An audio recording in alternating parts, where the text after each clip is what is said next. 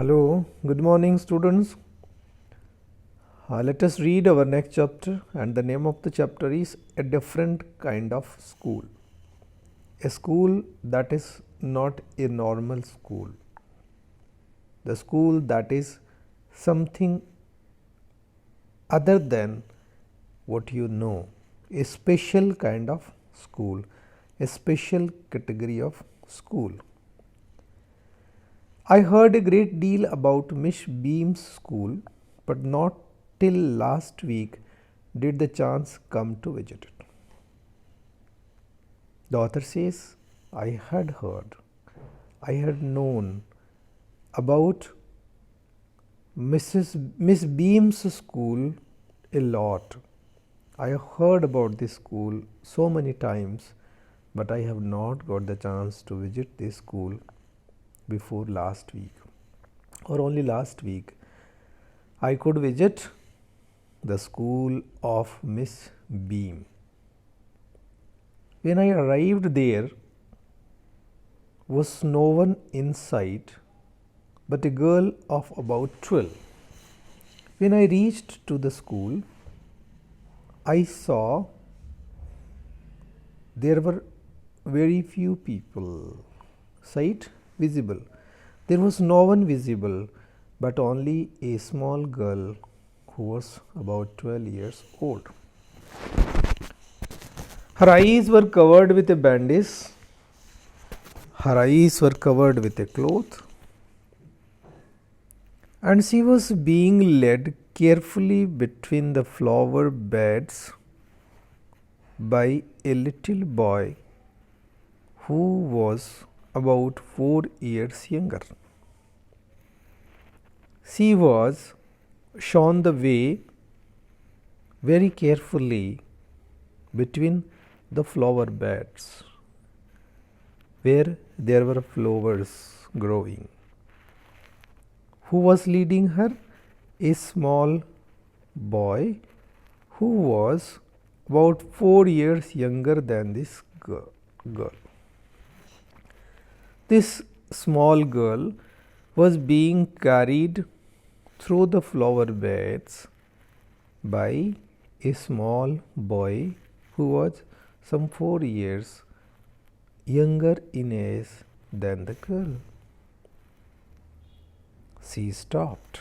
The girl stopped there, and it looked like she asked him who had come.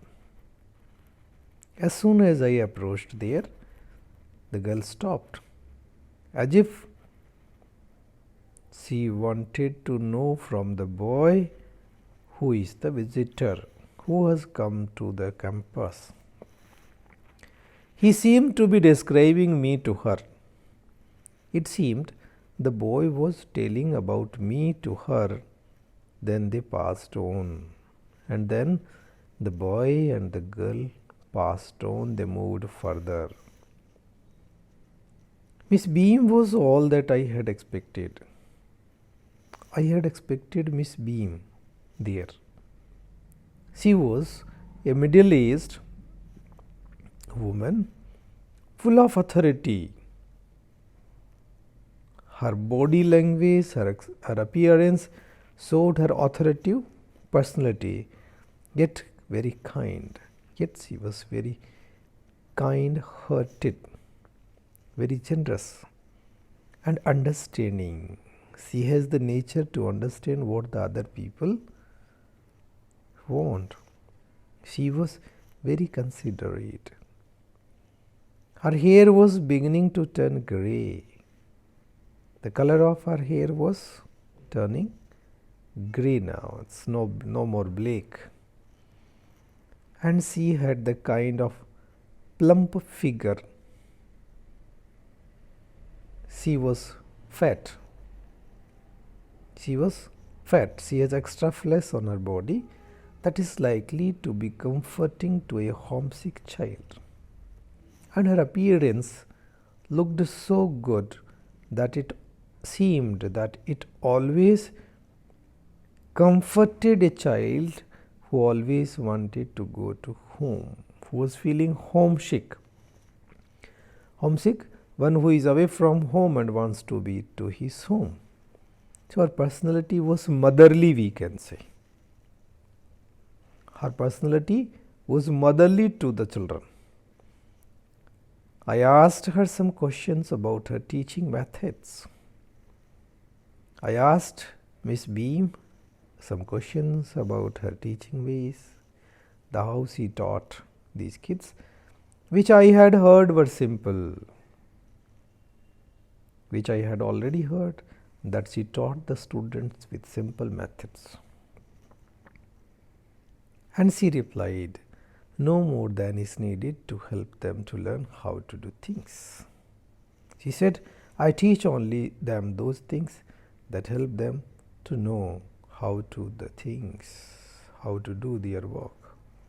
Simple spelling, what I teach them? Simple word spellings, additions, subtractions, multiplication, and how to write. She said, I teach only these things. The rest is done by reading to them. The rest is done to them by reading. We read for them, and by interesting talks, we talk interestingly with them, during which they have to sit still, and while listening they have to sit still without any movement and keep their hands quiet. And also they are asked to keep their hands at a place without any noise. There are practically no other lessons. Practically we do not teach them anything else than these things, simple ways to know them how to read and write. The real aim of this school is not so much to teach, though, as to teach thoughtfulness. The real aim of this school is not to teach them bookish knowledge. Thought is to teach, as the common perception is that school is there to give you knowledge, but she says we give a different kind of knowledge, that is, we want them to teach thoughtfulness. They should be thoughtful of others, they should be considerate of others, and kindness to others. They must be kind, they must be generous, they must be polite to others, and being responsible citizens. We want them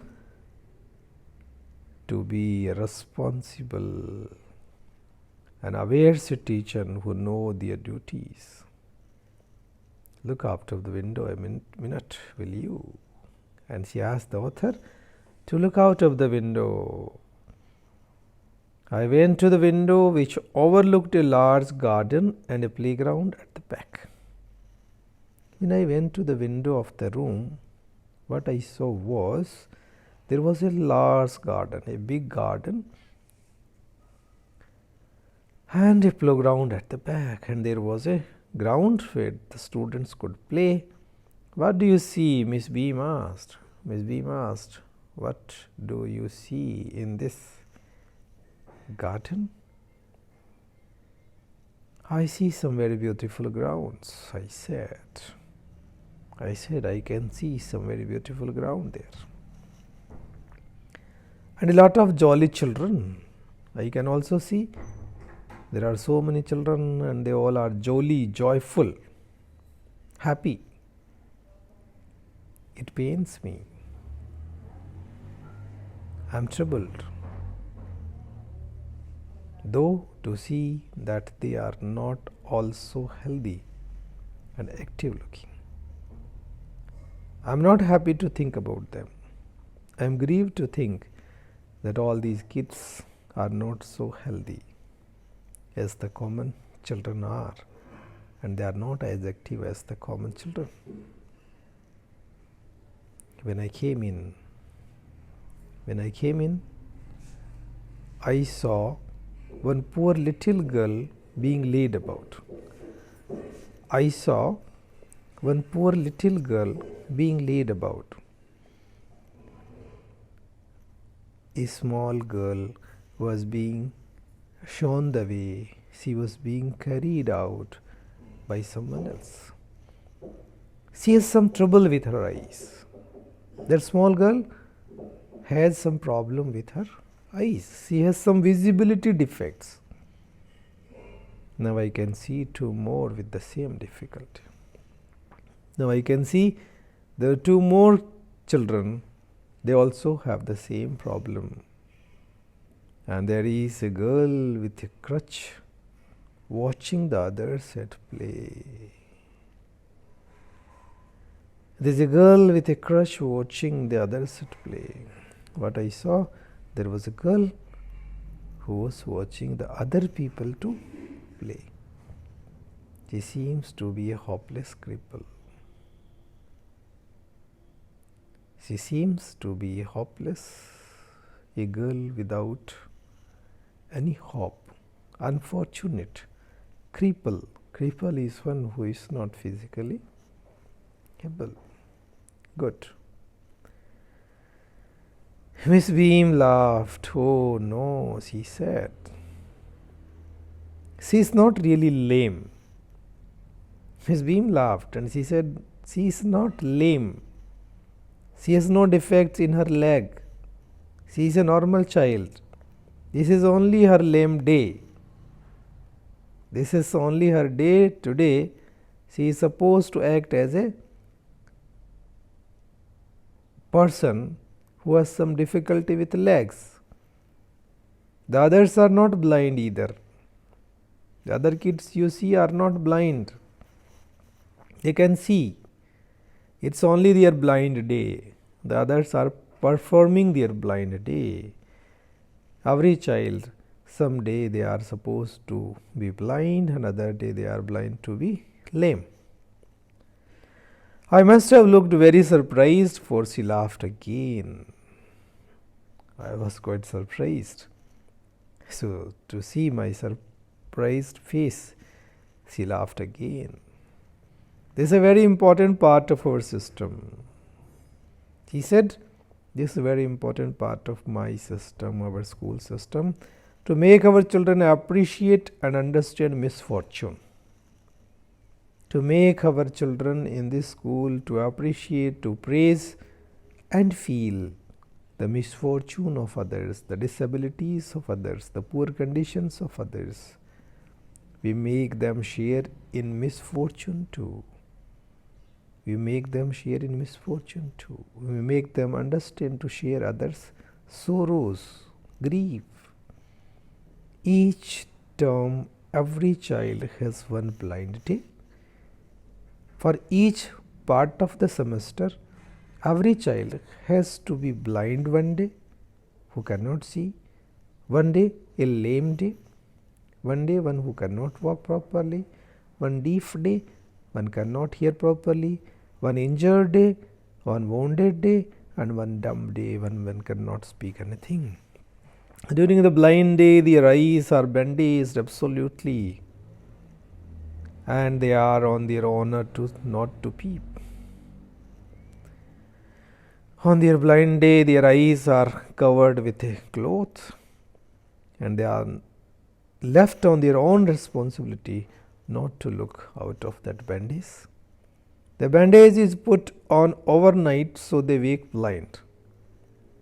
The bandage tied to their eyes the previous night, so when they wake up as a blind person. This means that they need help with everything. This means that on their blind day they will be in need of help from others. Other children are given the duty of helping them and leading them about. The other children are given the responsibility to leading their way, showing their way and helping them. They all learn so much this way. All the children learn so much, both the blind and the helpers. One who is performing as the blind and the one who is helping them. There is no misery about it. There is no difficulty, no unpleasantness, none unhappiness about it. Miss Beam continued. Miss Beam said, everyone is very kind. Everyone is very considerate, and it is really something of a game. All these activities look them as if they are playing some game before the day is over. Though even the most thoughtless child realizes what misfortune is, and before their day is over, before their blind or deaf or dumb day is over, even the most careless child is able to realize what the misfortune, what the sorrows are. The blind day is, of course, really the worst.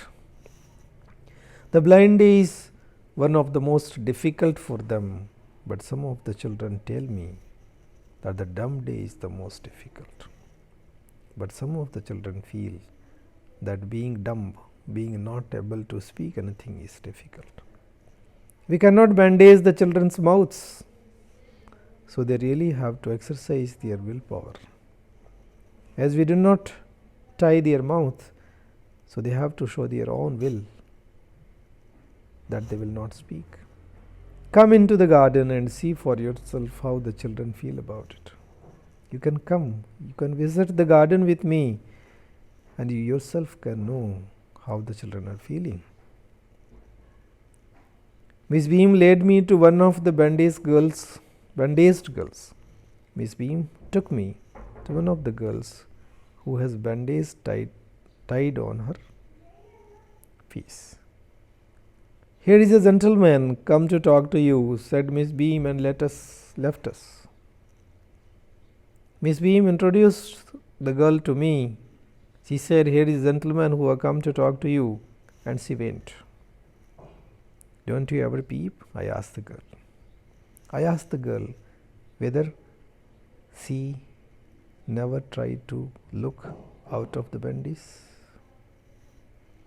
Oh no, she exclaimed. She says, oh no, not. That would be cheating. She said, if I would try to peep out of the bandage, that would be cheating, that would be deceiving. But I had no idea it was so awful to be blind. But I had no thought, I have never realized that being blind is so bad. You cannot see a thing. You cannot see anything. You feel you are going to be hit by something every moment. Every moment you are afraid that something is going to hit. It's such a relief just to sit down. And sitting down is just very comfortable. Are your helpers kind to you? I asked. I asked if those who are helping them are gentle to them, gentle to her, fairly, but they are not as careful as I shall be when it was my turn. Though they are kind, but not as kind and careful as I shall be when it is my turn to be a helper. Those that have been blind already are the best helpers. Those who have already acted as a blind, where it is their turn to help, they are the best helpers. It's perfectly ghastly not to see. I wish you would try. It's very horrible not being able to see. I wish if you can try. Shall I lead you anywhere? I asked. I asked if she wanted me to lead her to somewhere else. Oh yes, she said. She said yes. Let us go for a little walk. Let us go for a walk. Only you must tell me about things. And as we walk, you will be telling me about the things around. I shall be so glad when today is over. I shall be so happy when today's day is over.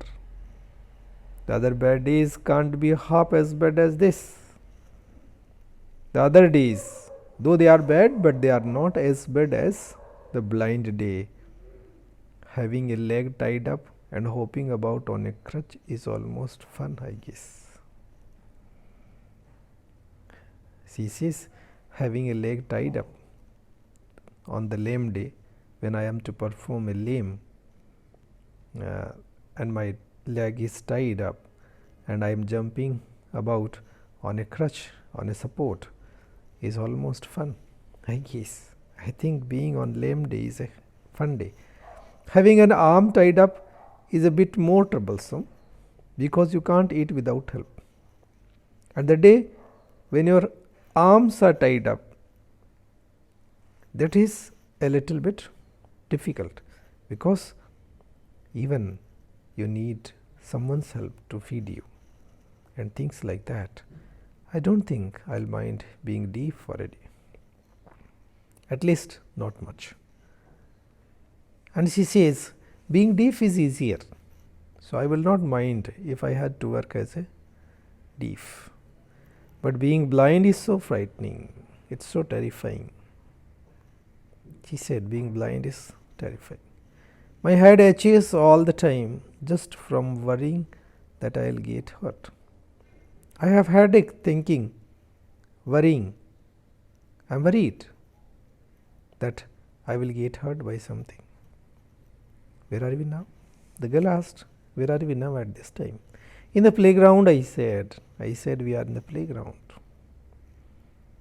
You are walking towards the house. And I told, we are moving towards the house. Miss Beam is walking up and down the garden with a tall girl. She said, Miss Beam is walking here and there in the garden. She has a tall girl with her. What is the girl wearing? My little friend asked. And the girl working, acting as a blind, she asked, what is that girl wearing? What are her clothes? A blue cotton skirt and a pink blouse. I told her. She is wearing a blue cotton skirt and a pink blouse. I think it's Millie. She said, what color is her hair? She said, I think, I suppose, though I cannot see, but I feel she is Millie. She said, what color is her hair? What is the color of her hair? Very light. I said, the color of her hair is very light. Yes, that's Millie. She is the head girl. The girl said, she is Millie. I am sure she is Millie and she is the head girl. There is an old man tying up roses, I said. And there is an old man who is tying the roses. Yes, that is Peter. He said, that person is Peter. He is the gardener. He is working, caring the garden. He is hundreds of years old. She said, he is very old. And here comes a girl with curly red hair. She is on crutches. And here comes a girl. He said, there is a girl who is coming. She has curly hair, red hair. She is on crutches. She is on supports for lame people. That's Anita, she said. The girl who is using the support of crutches, she is Anita. And so we walked on. This way we kept on walking. Gradually I discovered, slowly I discovered, I came to know that I was 10 times more thoughtful than I ever thought I could be. During this process, I was 10 times more thoughtful than I have ever been. I also realized that if I had to describe people and things to someone else, it made them more interesting to me. I also realized that if I had to tell people about some things, or if I have to tell in detail about something to someone else, it made me more interesting to me. It's always more interesting to me also. When I finally had to leave, I told Miss Beam that I was very sorry too. And finally it was time for me to go away from that school. I told Miss Beam that I was sorry to go. I want to spend more time here. She replied, then there is something in my system after all. And then she said, it means that there is something very important in this system, in this school. That is why you yourself feel that you don't want to go away from here. So this is the beautiful story, and I will do comprehensions later on.